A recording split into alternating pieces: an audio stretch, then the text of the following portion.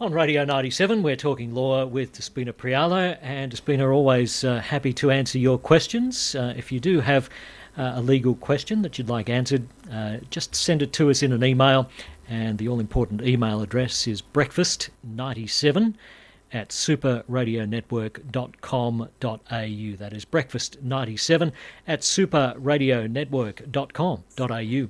And now we're going to be discussing wills. So, Despina, obviously you have so much experience in creating wills for people at different stages of their life. Could be younger, could be older. So you're going to share from your experience what are the 7 simple steps as listeners, people wanting to create a will. How do we go about it? So I'm intrigued because I have never even thought about my will, I'll be honest. 7 steps, 7 minutes. Let's do it. Let's do it. So I'm excited.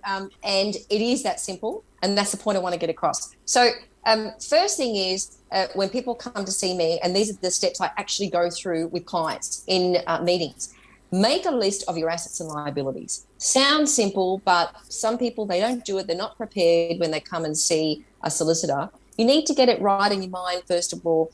Okay, what are my assets and what are my liabilities? And when you talk about assets, you want to get your list of assets you own yourself and a list of assets that you might own jointly. And look, people do get confused with assets owned by companies or trusts. So list them anyway, but they don't actually form part of your estate. But it's important to list them because people might think they do and then they don't. So it's important to make that list the very first step. The second step, who's going to be your executor? So really important decision. The executor or executors named in your will are the people that will manage your estate. It will actually follow the terms of your will, that will get probate if required, and that will make decisions concerning how the estate is administered in accordance with the terms of your will. So it has to be people that you trust, that will do the right thing, that are capable, and you can appoint up to 4 in Queensland. And it's important to have alternatives. So if you appoint one person and that's it, well, if that person dies before you do or can't act at the relevant time, who becomes your executor? So you can always appoint people successively, if you like, or you can appoint them jointly if there's more than one. So that's a really important decision. Is there any tip that you might have as to, if you're thinking about who is going to be your executor, is there some advice very briefly you can give us on that? Look, if you're in a family situation, say if you've got 4 kids, often when parents come to see me, they don't think all the 4 children are responsible or capable, so they only might appoint 2 out of the 4 that are responsible, that can manage money well, that can make decisions, that aren't vulnerable. So usually it is family members, but not always. So it depends on the situation. The third step, this is really important because it flushes out a lot of relevant information, is the family situation. That's what I call it.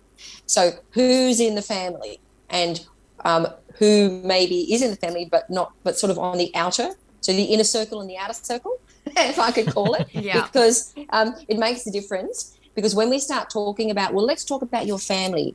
Are you a couple that's been married for 40 years and you've got 3 kids with grandchildren? Great. Or are you part of a blended family where you've got second or third marriage, you've got stepchildren involved? Or are you a single person? Your partner might have died recently. You've got no children. So we really need to talk about the family situation up front. It flushes out a lot of interesting things like, well, yes, there's this person over here in the family, but I don't want to give them anything for this reason. Or it might flush out other things and other red flags that we need to deal with as part of the family unit. And so it's really important to talk about it. And it's not because I want to pry personally into what's going on in your life, but I do need to know about your family and who's in it and what's going on. And that goes to the next step, the distribution of your estate. So one step you see leads to the next step to the next. So we talk about the family first because I think that's really important. That's the step 3. But we talk about that before we talk about, well, what do you want to do with your estate? Who gets what? Because exactly, because generally what happens is when you talk about the family situation, it already flushes out from there.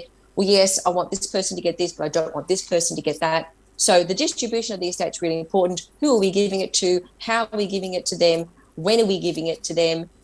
Do we have substituted beneficiaries, which is important? People forget to cater for that. You might give your estate solely to 2 people or 1 person, but then if that person dies before you do, where does your estate go?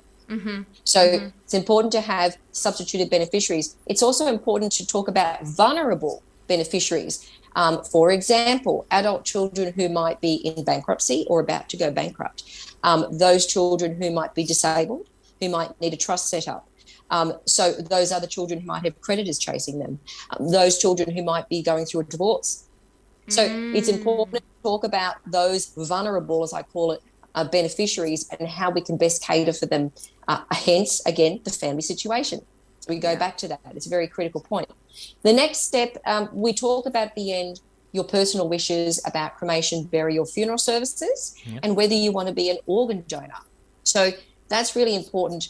And as I say to people, it's better that you put it in the will so your family doesn't have to concern themselves to make a decision after you pass away, because everyone's grieving.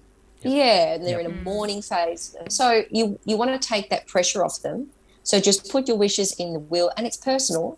So not everybody would know whether you want to be cremated, whether you want to be buried, whether you want to donate all your organs. So it's a very personal thing. Put it in your will. The next step is any other wishes you want to expressly put in there. Unusual situations, messages from the grave you want to actually give to your beneficiaries. Very, very important. So we talk about that at the end. Anything else? Why do you want to cut someone out? Let's talk about it. Maybe put that in the will, or generally I do recommend that. So that's very important. And the very last step cannot ever be forgotten as part of your estate plan is make sure when you do a will, you also have an enduring power of attorney.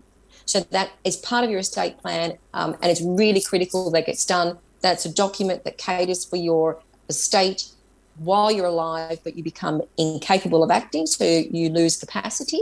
And if you don't have the right person to manage your affairs during that phase, by the time you pass away and your will comes into effect, maybe all the property and assets are lost or they've been mismanaged. So the two go hand in hand very much. So. Wow. Oh my gosh, you did it. Yeah, well done. in almost 8 minutes flat. Good on you, Despina. That is 7 simple steps on how to create your own will, or at least get started. So thank you so much, Despina. And if anyone does want to get in touch with you directly, where can they go? So they can phone the office 55 291 294 or email info@prialalegal.com.au. And of course, they can look at all these segments on YouTube. But I will also say, if anyone is interested in pursuing the will aspect, I'm more than happy to give people a checklist. So I've got a checklist that goes through all these issues. I'm happy to email these out to anyone that reaches out to me, for free. There's no cost, of course. And they can use that template as a guide to start putting things down in writing for their estate plan. Yep, great place to, because obviously it's something that, it takes a little bit of thought, so it's a great place to at least crystallise those thoughts and have a great place to start. So well done. Exactly. Awesome. Thank you so much, Despina. We will talk to you next week. See you then. Bye.